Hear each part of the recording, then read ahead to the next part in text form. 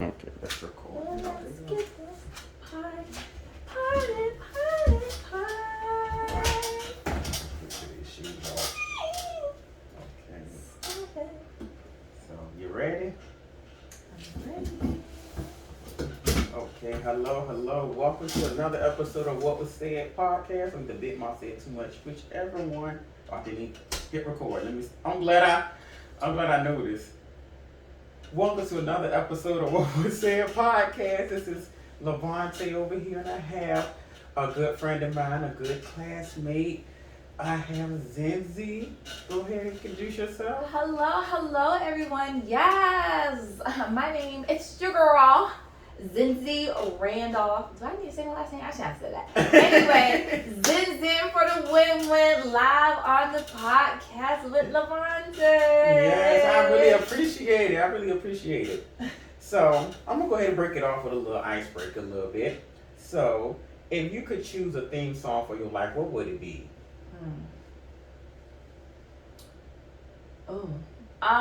It would have to be Vibrant Thing by Q-Tip. Okay.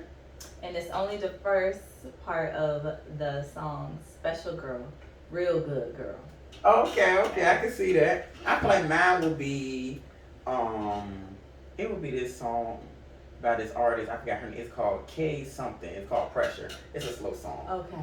But I love that song. It just makes me feel good. Yeah. I'm gonna have to find the name of the song because in my head I know I listened to it earlier before you got here, but I forgot it.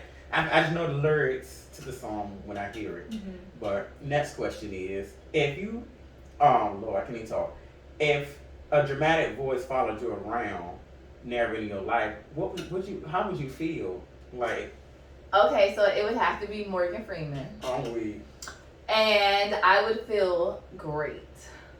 I mean, I would too, because I feel like it'd just be funny to hear somebody narrating everything I'm doing. Oh, Levante gets up in the morning, brushes his teeth. I'm like, I would get annoyed a little bit. I'm like, okay, dang, can you calm down? I hear you. Then I'm like, oh, Levante gets up. He answered the phone to go to work. Like, look, do you need? Oh, Levante is crying right now. Like, look now. I'm like, hold on. I feel like mine. I won't mind to be what's her name, Maya Angelou.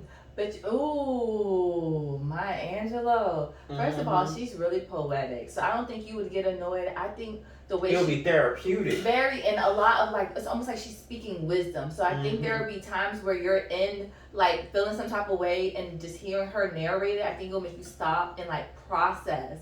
Like, yo, what am I going through right now, and why am I going through this? Yeah. Especially if you about to do something crazy, you be like, hold on, is she narrating my stuff? Hold on now, I ain't gonna do nothing crazy because she gonna narrate it in a way that make you think like, why am I doing this? Yes. Oh, that's great. Dang, I'm gonna change my life. Well, hold up. Okay, Maya Angelou. Or Felicia Rashard. Oh yes. Claire Huxtable. That's another good narrating voice. Yeah, definitely. So I'm gonna start off with one of the topics with a good old TV and music. Okay. First, I'm gonna start off with basically the type of music you like to listen to. So what's yours? Whew. Okay, so my taste in music has like kind of changed a lot recently. So I'm trying to pull back from listening to secular music, but so I'm trying to get into, I won't even say gospel. It's more of like, because I can't listen to worship music all day, but because I still need a little boom boom clap. So I would say like gospel, rap hip hop. So it's like Christian rap. That's exactly what it is. But I do like Snow Allegra. She is good. Yes. I love Lucky Day. I like Genevieve.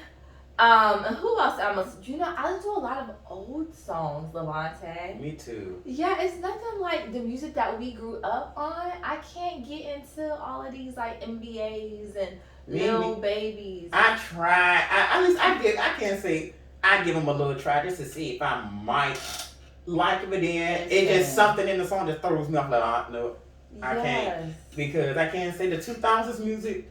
Man, I love it. Listening to some T-Pain, some The Dream. I'ma buy you a drink. Yes, listen to Got to Go Shawty is a 10. Like putting up something on MySpace. Listen, I listened to Shawty is a 10 recently, actually. But you know what? I listen to a lot of One Wish Will Be Best Friends. Oh yes, definitely. Yes. That's a classic. Like, yes. yo, Ray J could never. That song will never get old in my book. Like, yes, but then I listen to even older songs, like your Otis Redding. Okay. Yeah, so Curtis Mayfield. You know, who else? I don't know. Some Al Green here and there. Oh yeah, I can't say that. There's some good songs. Like, just like I've listened to one of the songs today. It was Betty White. Tonight is the night. Okay. I did not know the hidden meaning behind that song. Cause at first when I listened to it, I was younger. My mom used to play it. I'm like, I just used to listen to the chorus like, I love it. I really got to love it. And I was like, okay, I like it. But then when I heard her say, oh, this song is about your first time, I was like, hold on now. I was like, oh, I get it. When she said, I love it. I really got to show it. Did somebody sample? Who sampled that chorus? I don't know. It's somebody. I don't know.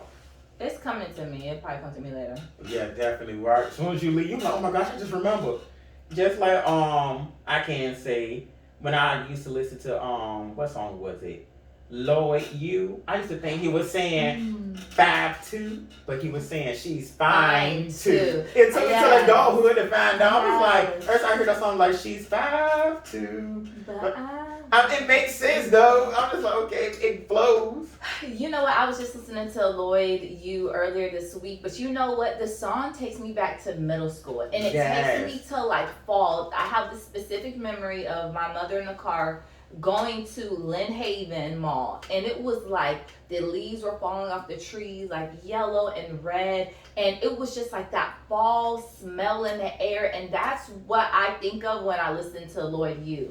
I can't say these songs do take you back to places that when you was a child. I'm like, oh my gosh, I just remember hearing this song as a child, and it brings me some nice, good nostalgia. Yes. But I just be like, man, I can't say since I'm a new uncle now. Oh, congrats. Thank you. So I'll make sure my nephew hears the music I listen to, so he can hear some real music, because I feel like Michael Jackson's legacy, I feel like it's dwindling a little bit, because I feel like it's nobody after Chris Brown that's gonna pass it to the next person. Okay. Cause I really feel like Michael Jackson's legacy it's gonna cease to an end, and I'm gonna be hurt. But and knowing my heart, that's my number one person. Like he's my number one go-to, because that's who I listened to when I was younger, and that's my karaoke artist I go to. Okay, mine is Mariah Carey, baby. Oh, what? Yes, mine is Mariah Carey. But you know what? I will say that I don't think the legacy will ever dwindle, because working with kids, like the amount of TLC that they want to listen to, and the way they be singing those scrubs, and I'm just like, oh, okay, y'all know about this music right here. So if they can remember TLC, they gonna remember Michael Jackson. Yes, we got to. And then it's one thing I'm gonna definitely make sure I play Michael Jackson around my nephew. I got a couple of his DVDs and his concerts. I'm like, I'm gonna make sure when he get a little older, we're gonna play him, and he gonna see it, and he gonna see it, and he gonna see him like, oh, my uncle played some real music around me. I'm like, yeah, I want you to hear some real music, so your taste can be broadened out more than just, a small. Yeah. And I want you to be like, when you hear other music, I want you to be like, oh, I can see the difference between the trash and the good. Oh, and you know what I also do for the kids at my job? I play them, like, yes, sometimes they hear like these songs, but I play where the original. Like a lot of songs today are sampled songs. Mm-hmm. So a lot of kids don't realize like, hey, like there was an original to this. For example, what is that song? So Wild Wild Thoughts. Oh yeah. And it has like the Maria. Oh yeah, about Carlos Santana. So one of my coworkers, mind you, she's 25, but I be still call her a baby, because she didn't realize that the Maria was the original. So one day, one of my coworkers played it at work. She was like, "Oh, okay, they made a remix to Wild Wild Thoughts."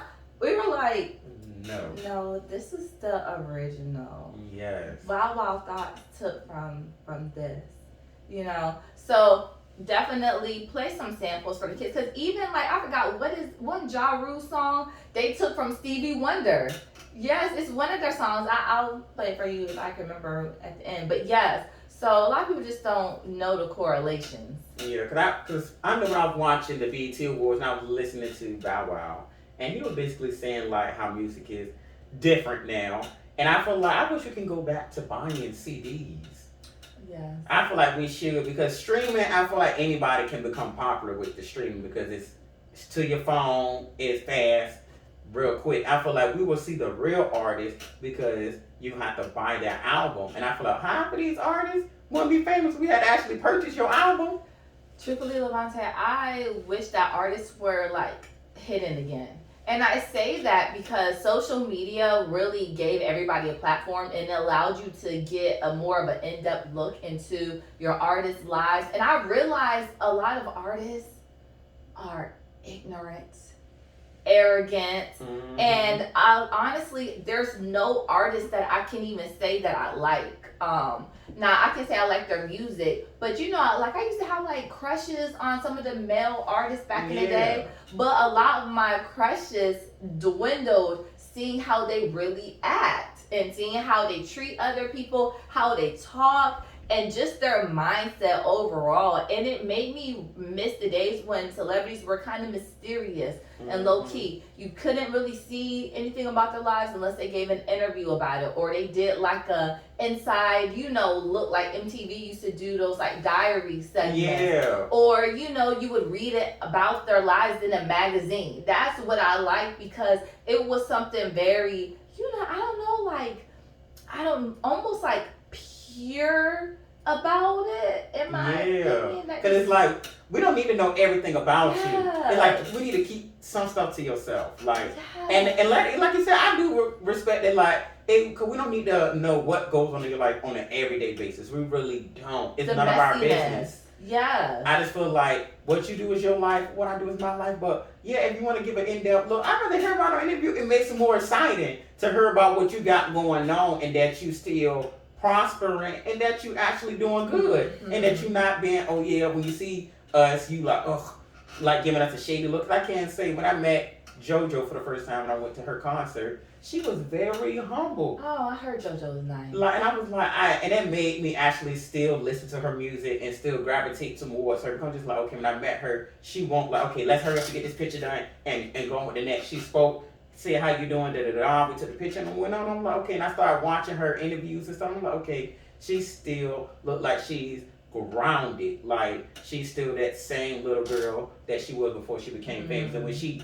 even though she's famous, she's still one of us. Like, she'll still be just like us. And I'm like, I like artists like that are relatable, even though they are what they are. Very down to earth. Yes, yes, I agree. And do you have any positive songs that you like to listen to? Yeah. So one of the, I don't know. So okay.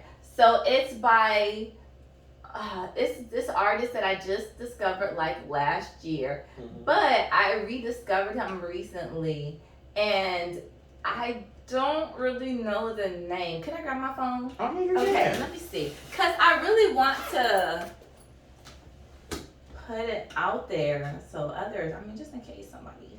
Yeah, cause you definitely can share it with.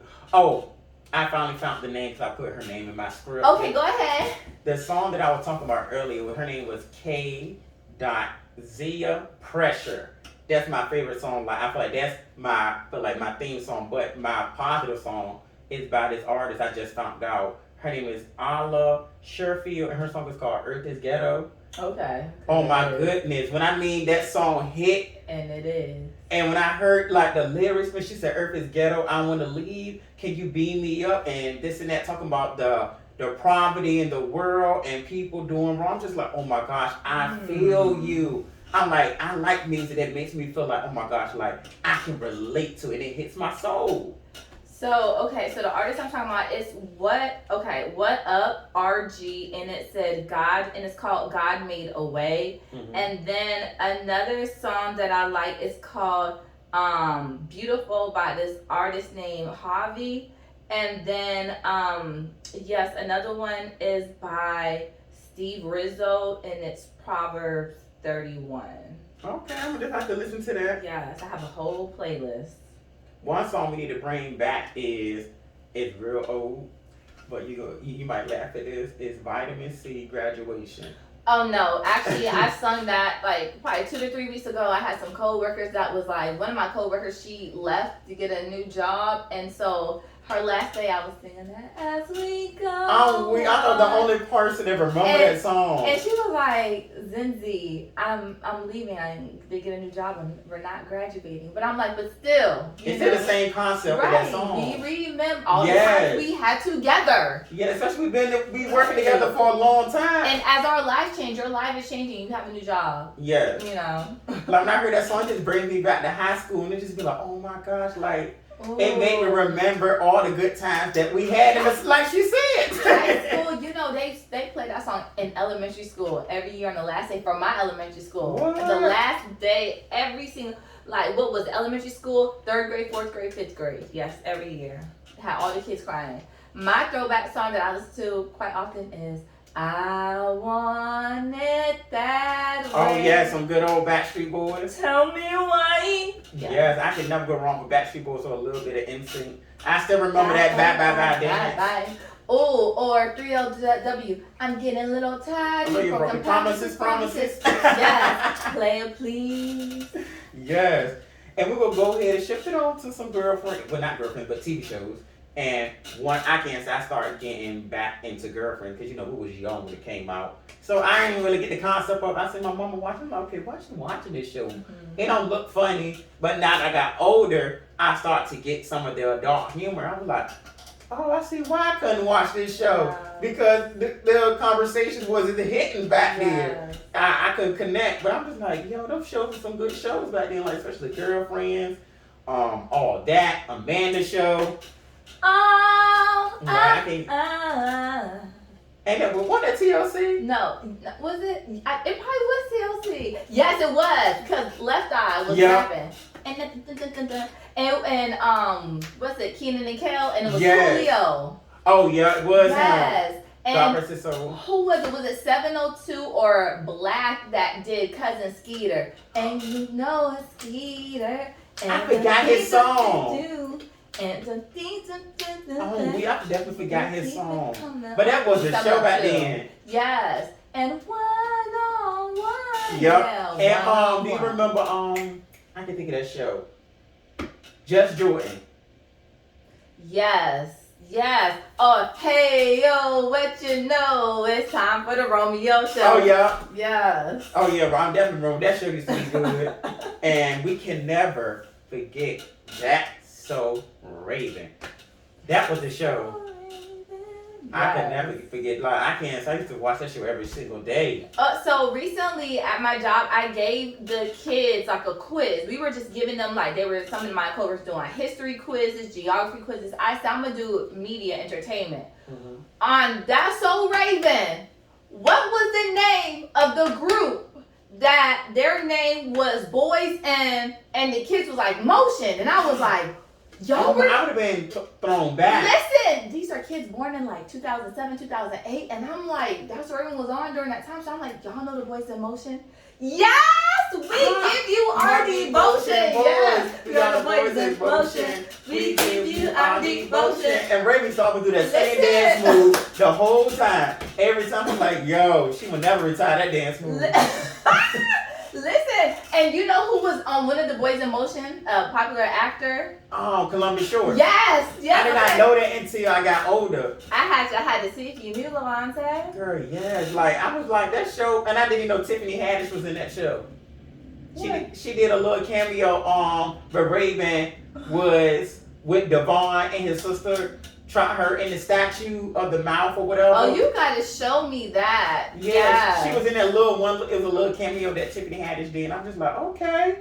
But I'm liking that Raven she's keeping Disney alive by bringing her show back. I wish she could bring back all the other cast, but I feel like ain't no need, because there's negativity that they got on their end. And I feel like it ain't gonna be reciprocated if they come back on her show. It won't be the same. But you know what? If we're gonna speak about the cast, and I'll just name Orlando Brown. I think that he was a child that was targeted in the industry by probably some people who are higher ups that take advantage of kids. Oh, I believe it. And I think, I don't know if he's one of the people, cast members you're referring to, but I think what we see now is like the effects of what was possibly done. Now, this is alleged thinking here, but yeah. I mean, yeah, I could see that because because I guess Hollywood is very tricky. You gotta have a close knit type of support group that people around you that that's really there for you and have your back and not gonna see you fall and push you to the wayside or just yes men the whole time. And then your family, because you see those success stories like your Kyla Pratt. You see your Tia and Tamara and their brother Taj, who had Smart God.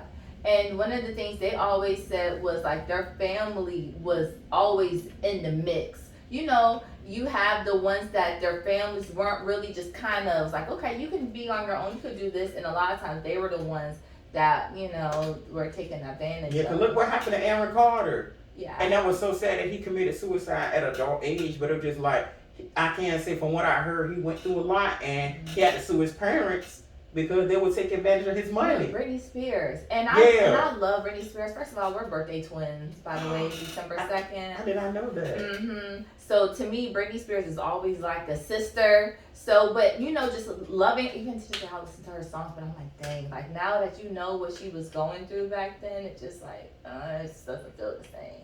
It don't. I'm just like, it's crazy how people can control your money for so long. You out here working. Because me and one of my friends had a conversation about this. Because we were talking about, okay, if you're a child star, like the parents have control of the money.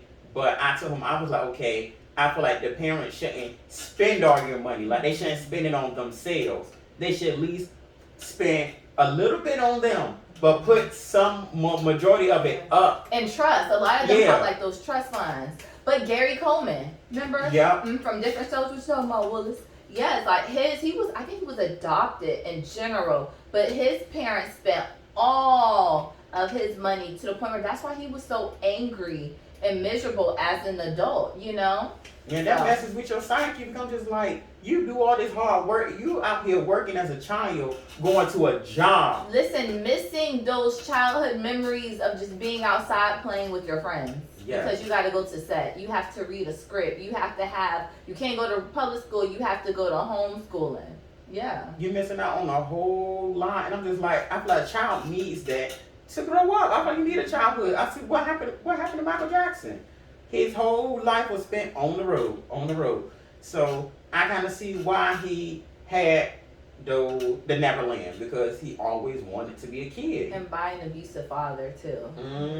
That's a lot of trauma right there. It is. And speaking of trauma, well, the stuff I done heard on the blogs and stuff about Blueface asking his son is he gay and all of that, and then having the strippers around his son, that really touched my heart. Because I'm just like, okay, for one, why do you have strippers around your kids? And why are you asking a teenage child to watch the kids just so you can fondle some women? Like, okay, why would you say that on camera?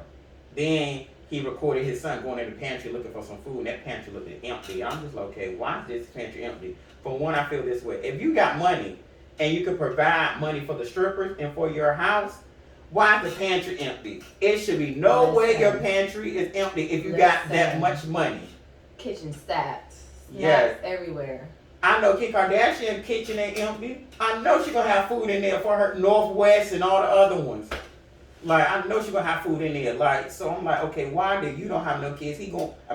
No food in there, and he going to get Slim Jims? I'm like, he should have a choice of. He should walk in there and be like, oh my God, I don't know what I want.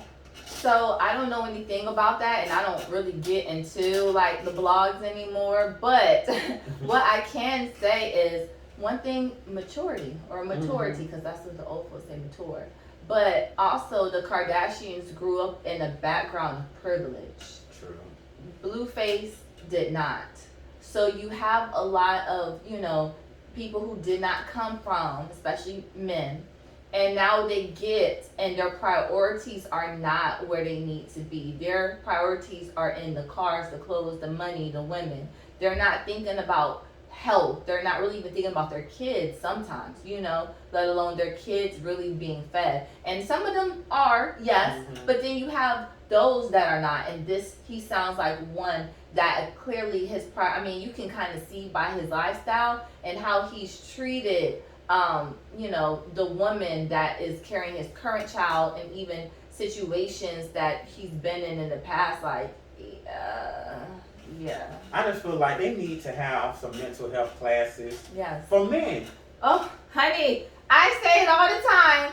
Every black man needs therapy. Yes. I don't mean to yell because I know we're on a podcast, but every black man, in my opinion, needs therapy. I don't care how good of a background you came from, 2-parent household, throw them all into therapy. And honestly, somebody said to me recently, black women too, and I said, you're right. We all need therapy. Yeah, the whole family. The whole African American community needs therapy. Yeah, and I can't say it. And I commend my friends who talked about it. It was like it comes. Some of our parents didn't know how to handle life, so they was taught from their parents what to do, and it trickled down to us. But I can't say some of us. I can't say are seeking therapy because I can't say I took it. And it made me feel good. I was like, yo, thank you. I actually like it. I actually like talking to somebody outside of the home because I really dislike that stereotype that we keep, that black families keep. Oh, what goes on in the home stays in the home. Yes, I hate like that too. we gotta break that because at the end of the day, if something is troubling you, you're just gonna trouble somebody else, and it's just gonna bottle up and just fester in you, and you're gonna do something that offer 2 minutes, I'm not even 2 minutes, 5 seconds of anger because all that stuff that you bottled in just finally came out. And I just feel like, why not just talk about it? And I feel like with men, it's okay to cry. Yes. And some men feel like they can't cry to their homeboys because their homeboys will be like, oh, you a punk, you this, you that. Like, no, it's okay. Like, it's okay to tell your homeboys you love them. It's not gay. You gotta say it because tomorrow's not promised. And the thing about that is that whether you're physically crying or you bottle it in, it comes out at some point. And you have, especially in the African American community, men don't show emotion, men don't cry, it's a sign of weakness. But guess what? That's why you have so many men that are angry. That's why you have so many men in our community that are abusive. They don't know how to communicate their feelings. So now guess what? They're fighting. So now guess what? They're going to the streets and and they're trying to kill somebody. That's their way to release, or now, I don't know, like being respected, you disrespected them in some way. So now that all that emotion builds up, so now they're lashing out in some which way, shape, or form. So to me, crying is a way to, I say, cleanse your palate. Your face is a canvas, you're cleansing your canvas, and it really allows that emotion to come out so that you can clear the space, and it is there. That makes sense. I never thought about it that way, but that does make sense. You're making it empty. You're like when you say you're clearing it. Like that does, I never thought about it that way, but now that you put it in my head, it makes a lot of sense. Yes. So it's very important. And where did this whole what goes on in our house, stay in our house come about? I know it's. I always wanted to know that. And you know what? What came to my mind is, people try to, especially in our community, try to make it almost like they're like it's like you don't want society to judge you. Yeah. So let's walk out here in public as though we're put together so that nobody can say, oh, that's a family that has a blemish on them. So don't tell anybody that's what's going on. We keeping it in this household because we need to keep this look for and standard for others to view us and to see us, which is false anyway, because truly you can look like anything on the outside, but your inside could be real messy. And eventually what's messy on the inside is going to spill out to the outside. So it doesn't matter, how you can try to tell somebody what goes on in this house stays in this house, because it's going to show eventually. You know what I'm saying? So I really hated being told that growing up. And let me tell you, my mama used to tell me that, and I never kept what went on in our house in the house. Because to me, that's a form of silence, and you're not going to silence me. Now, granted, I won't tell everybody, but you can have like that. I have my best friend that I would tell what was going on, Yeah. Yeah, I mean, we got to, because I just feel like, because if we bottle it in, I don't want to become a stereotypical black person, how they say, oh, we're angry. We always angry. And I'm just like, okay, I don't want to be that angry. I don't want to have angry attached to what I am. I don't want to be an angry black man or for some people, or angry black woman. Like, no, I just want to be a regular African American male that I am. If I get angry, it's because, hey, something happened to cause me to get angry, not because I bottled my emotions up. Yes. And I feel like we just need to talk it out. I just feel like instead of resorting, my main thing is I hate when people resort to violence. I feel like, we gotta go and like beat people up sometimes. I mean, I can't say back in the day we used to, but now it's like everybody quickly go to a weapon. Like as soon as you get angry, you gotta pull it out to announce that you're powerful than that other person because you got a gun. I'm like, what happened to what they said in Friday? Yeah, these make you a man. Right, because pulling out a gun makes you weak and it makes you look like a punk. Yeah. Yeah. Because I know I never, everybody told me, Vaughn, you need to get you a gun. I'm like, nope. I never had one. My mama never had one. I'm not going to get one. I just feel like I don't want to have it because I don't want to be angry one day and I use it for the wrong reasons. And I feel like I'm glad I'm thinking that way. And you're self-aware for knowing that too. Yes, because not everybody knows that. At all. They would rather just have it. Just be like, I have it just to get it. And or for protection. That's what everybody says for protection. But who are you protecting yourself from? You need to protect yourself from yourself. Yes. Truthfully, because you're the one that's diabolical out here. Yeah, and I tell people, if we never had it, how could we miss something we never had? So that's why I feel like we don't really need. I just feel like y'all just want to have it because it's there. If we never had it, you would never known what it was for. To make you feel powerful and important, like you said. And then also when you talk about like the angry black male or even the angry black woman, truthfully, a lot of times we're not even angry. It's just how we assert ourselves and the fact that we're bold when we speak. And we're direct. And sometimes I know even me, I can talk like this, and if depending on like if I'm addressing somebody directly, they will say, oh, you're angry, or you're being loud, or you're being disrespectful. I'm not angry, I'm not loud, I'm not being disrespectful, but I'm being assertive. So because I'm being very direct, then now you're taking it as and interpreting it in a way in which I'm not. So I've learned that sometimes when I address somebody directly on in this way, I actually have to lower my voice some decibels a little lower from my normal speaking voice, just so that they can't say that I was yelling. And then we shouldn't even have to do that. It's like we gotta mask ourselves a little. And it's like one thing about us black people, we are resilient. We are some powerful people. But I just hate how we get some bad names, and then how some of the black community been making us look bad by going on these TV shows and doing reckless. I'm like, why y'all going on this Zeus network exposing yourself? Like, come on, us black people, we can do better as a whole. Like, we're more, like they said in Tyler Perry, we're more than our hips and thighs. Like, I felt what Sissy Tyson was talking about at that moment. We are more than our hips and thighs. We are more than just fighting. Like, come on now, we gotta do better. I just found out what Zeus was at the beginning of this year because I had no idea. What, girl? Yeah. It's like I feel like this is gonna be my last year of watching it because I just feel like it's the shows are repetitive, and I feel like I understand like they're trying to remake Bad Girls Club, but I feel like with Bad Girls Club, I feel like leave it in the past, like leave it back there. We don't need more people fighting each other every single day to go on TV just to fight. I feel like we want to fight that bad, fight for the country, or either don't even fight for the country because I don't believe in America, but fight for African American rights. Fight for yourself to be better. Fight for yourself to heal from your trauma. Fight for yourself to heal from whatever is stopping you from getting to where you're trying to go in life. Yes. You know, and a lot of those shows, because I mean, I separated myself from a lot of the things of the world that I used to really indulge in a long time ago, and even more so recently, it's just more and more things. But that kind of reminds me of when I used to watch Love and Hip Hop. I've been stopped watching Bad Girls Club probably like in high school. But I remember watching Love and Hip Hop feeling like, wow, my IQ just dropped. Or even like the Real Housewives of Atlanta. And like, man, you have these grown people, they're late 30s, they're 40s, some in their 50s, and they're acting like teenagers. Like, I act more mature than that.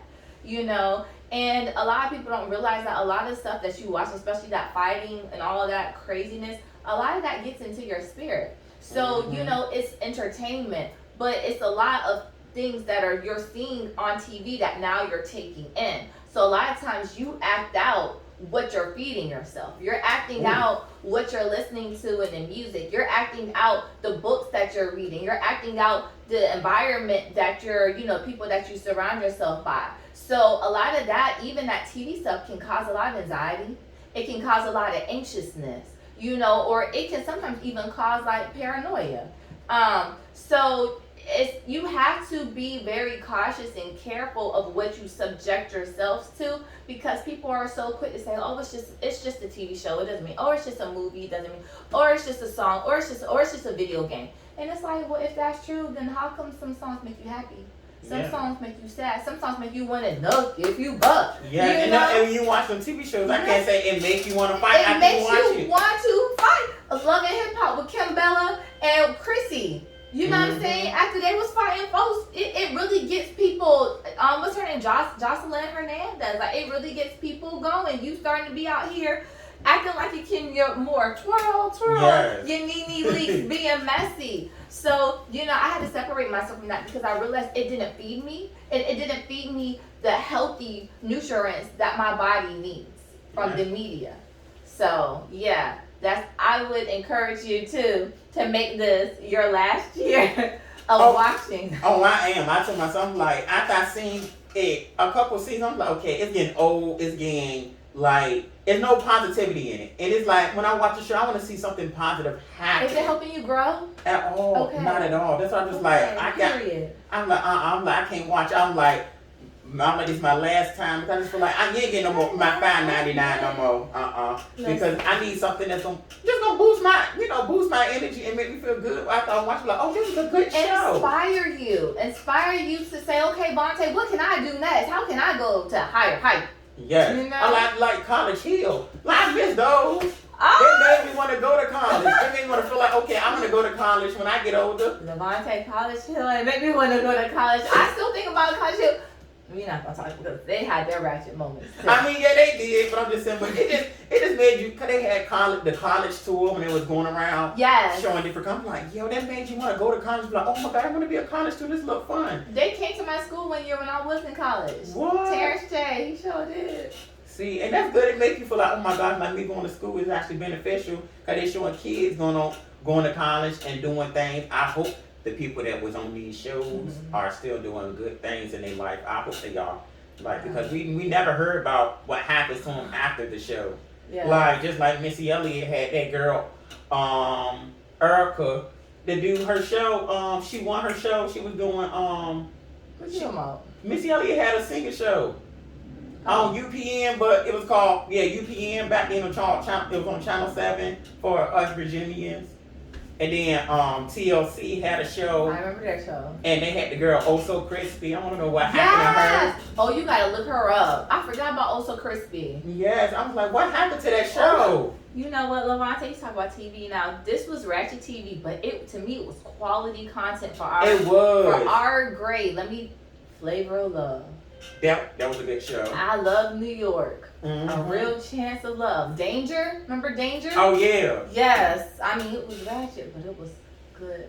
It was good TV. Like, it wasn't like too much negativity. It was just like, they had negativity up there, but it was just like, won't as much as it is now, and people just out there just fighting. They fussed a little bit. I think it was negative. I just think it was for the time frame. I think if we were to watch it nowadays, we'd be like, oh yeah, this was just as ratchet. But for us being like high schoolers, you know, like 9th grade, 10th grade, it just kind of went over our heads because we weren't really analyzing it in that direction. At all. We were just watching it just to watch it, then going about the next thing, go outside with our friends, do something. We'll talk about it once our friends and talk about something else the next minute. It was just like, we had a little bit of ADHD, because we'll talk about it. Hey, we started up, New York or Flavor of Love, and then the next minute we talk about something else, or we talk about our MySpace pages or something. Yeah. Ooh.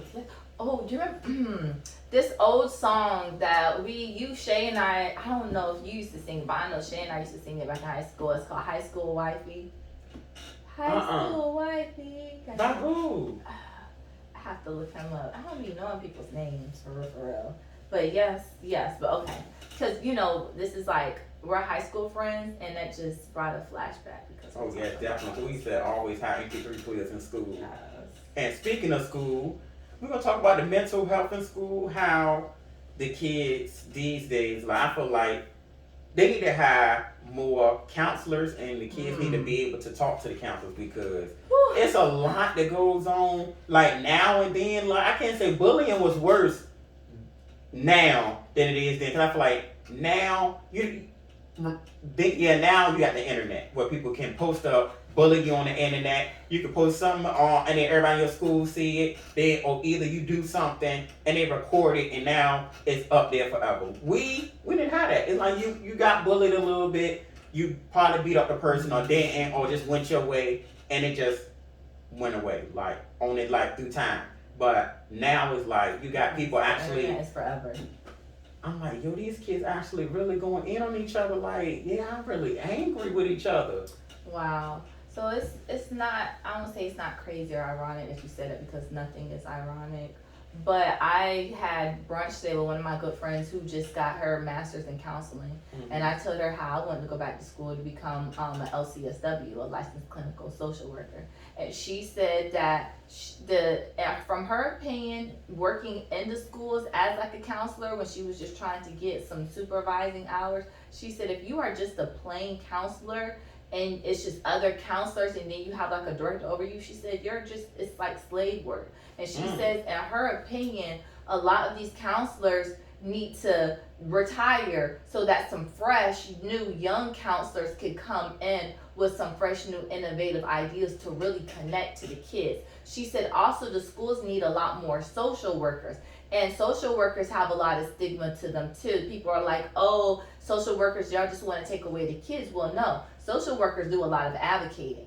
So what people don't realize is that they advocate for you. They look into the homes. They try to meet with the parents to try to see, hey, how can we meet in the middle? How can we make this situation right here better? And I work in mental health. I work at a mental health hospital here. So I'm now understanding just from asking the kids, like, yo, what's going on in high school these days? Hearing some of the stories. Like right now, since the kids are out of school, the kids aren't really coming into the mental health hospital because, you know, it's summer break, they're with their families. Granted, some of them don't have the best home situation, so we do get some of those kids. But when the school time starts, the school year starts, oh, like these kids is coming in because they talk about how terrible school is, how terrible the bullying. The teachers aren't teaching. The kids are just so disrespectful. The things that's like vaping in the halls, in the bathrooms. You know, Levante, at one point we couldn't even wear spaghetti strap shirts. At all. I mean, it was like 2 fingers. Nowadays, not even tights. They're wearing whole crop tops, okay? They're in class like on the cell phones. As long as the cell phones don't go off, like it's okay for them. And I'm just like, this is our school. You know what I'm saying? I'm like, wait a minute, what's going on at our old high school? They're a lot young. Oh, they would have never. At all. As soon as you pull it out or hear it ring, the teacher hand is out. But the teachers are afraid because these kids are built different. They're so aggressive. As soon as you take their phone, they get angry. They are bold. I don't know where this boldness came from, but you know, the parents are not parenting like they should. So when a lot of these kids come into my facility, you could tell, like at home, there's a lot of lack of love. There's a huge lack of love, a lack of nurturing going on, or just simply listening to try to understand. And I truly believe it started because nowadays parents are quick to give kids tablets. Oh, here you go. Here's my cell phone. Just entertain yourself. They're not really spending the quality time with the kids like they need to. And a lot of times, back in our days, we had to go looking for things on the internet. Yes. These days, things come find you. Yes, because I remember my mom when I got on punishment, she'll tell me, "Oh, you coming with me to the laundromat? You're gonna fold these clothes with me." She couldn't give me a cell phone because the cell phones didn't have much to do at that time. But I literally had to either watch the stories that was on the TV at the laundromat, or and help her fold these clothes. So it was like you said, we had to find stuff to do. Yes. And then on top of that, another thing is these kids get attached so easily. So I say that as in we have kids coming in that are trying to now commit suicide because, you know, a little boy broke up with them or a little girl broke up with them, you know, or not only suicide, homicide. Like they trying to kill, gosh. yeah, like kill the person or kill the relative. And I'm just like, what is going on? There's some disconnect somewhere. And it's like yes, there's a disconnect in my opinion between the parent and the child to the point where now they're trying to connect themselves in this way to a little 14-year-old, a little 15-year-old boy, a little 16-year-old girl that can't do anything for you, and they're putting their all into these relationships that are not going to last. Well, I mean, some of them do last, but it's very few. Yes. You know, so I'm like, well, where is the love at home that really needs to be instilled in that person? Yeah, definitely, because I feel like, cause I just saw on the news this boy shot his teacher because of a bad grade. I'm just like, what? Oh my gosh, like not because you got a bad grade, like that's on you. Yes, I feel like that's not the teacher's fault. Like, and I feel like as many bad grades as I got back then, you think I'm gonna go to school and think about killing a teacher? The discipline I would get from my mother will be 10 times worse of the discipline I'm gonna get from the school. Because I think about it this way: the kids don't think, okay, back then, some of my parents didn't have cars or stuff like that, so someone had to catch the bus. If you get in trouble, catch the bus from work, take time out of work, come see you to argue with you. So now the anger that they got for you is 10 times harder because they got to wait for a bus, catch a cab, or either ask a friend to take them out of work because you want to act up. And I feel like the kid is not acknowledging, okay, this parent is sacrificing a whole lot to give you this stuff, and y'all get mad when they take it away from you. And like you said, it starts off as a child when they get them that first tablet when they're younger. And then it's like, okay, now that they gave it to them when they're younger, they're expecting it over and over and over. It's like, you got to stop them while they're young. Like, okay, hey, we got to have some us time where it's going to be us and no electronics. And I feel like you got to spend that time with that child, because if you don't, you don't want her to become a product of society out here. Yes, and then also working with kids in mental health, not only do I deal with the drama, because sometimes the kids, you know, being in a place in which now they're kind of living amongst each other. So you deal with the drama, you deal with the mental health, the mental health, but I also deal with the parents' trauma. And that's one of the things that I say, these parents project their trauma onto their kids. So a lot of times the kids take on the parents' trauma as their own trauma, and a lot of that cause it to be generational trauma. So working in mental health, that's what I see a lot of. So I ask a lot of these kids a lot of the times, do you know your parents' trauma? And some of them say they do. And once they start telling me some of the things that their parents have gone through, I'm like, whoa. It's so insightful, because now I can see in what way has that affected the child, but also kind of set the groundwork for this kid's life, you know, and some of the things that they've gone through and within the household. Yes, and it's like you got to catch it at the right moment, because it's like you don't want them to become adults and they become angry adults, and then they put it onto their child when they get older. Kids. And then it's like you got to stop it at a good point where you know it's kind of controllable and you can change them. Because I feel like once a child hit that preteen age, it's like you got to hurry up and try to change. Because I feel like after they get to preteen, they start getting like 16, 17, 18, is like, it's kind of hard to try to grasp them back to reality and be like, okay, I got to mold you. So it's best to mold them as a child and as growing up to be a preteen. I feel like after you hit 15 to 16, you got. Yep. They say 6 to 12 are those years of molding that really kind of start setting the groundwork for who the child becomes as an adult. And I also heard one time too, whatever age you were when a traumatic situation happened is pretty much the age that you stay at. So the body gets older and ages, but mentally you're still stuck as like that 13-year-old that had that traumatic situation. You just taught me something. Yes. So unless you get that healing to overcome, then yes, you know, like you still navigate and function, but truthfully, you're still there when whatever age you were when that traumatic situation happened. I'm definitely glad you definitely informed me on that. But I'm gonna definitely close out this podcast. I thank you, Zinzi, for coming, and thank everyone for listening and following me on social media outlets and and if y'all want to be a guest up here, just hit me up on any social media. I would definitely gladly have anyone up here, and you can go ahead and give your social media. Sad face. This went by so fast. I'm like, wait a minute, that's it? Yes. Okay. So yes, you can find your girl. Hit me up on Instagram at _ that's THATS amazing. So AMAZIN. Like my name, Zen. That's _ that's amazing. Yes, and you can also subscribe to my YouTube channel, Zen Shatori, ZIN Shatori, SHATORI. Okay, definitely go follow her and go view her on her YouTube, and y'all can send me voicemails at 757-909-7583 about anything you want me to talk about on this podcast, or anything you want to vent about you want to get off anything you want to get off your chest. It would definitely be anonymous, because at the end of the day, I ain't gonna spill what you gotta say, because at the end of the day, it's none of nobody's business.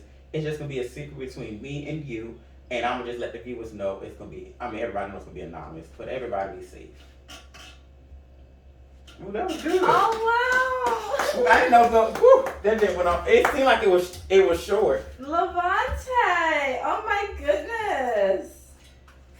And I can't say I did it good. Like I'm glad I'm practicing not cursing, because I can't say it actually comes out better. Oh man, I can't believe that went by fast. I was thinking we were gonna be here for 2 hours. Girl, see, I'm trying to make it that long, because I know some people get bored when they listen. So I'm just like, let me make it at least an hour. Yes, and it was very all over. You know, like we spoke about a lot. I hope it came out good. Oh, it did. I believe it did. Oh, is this still recording?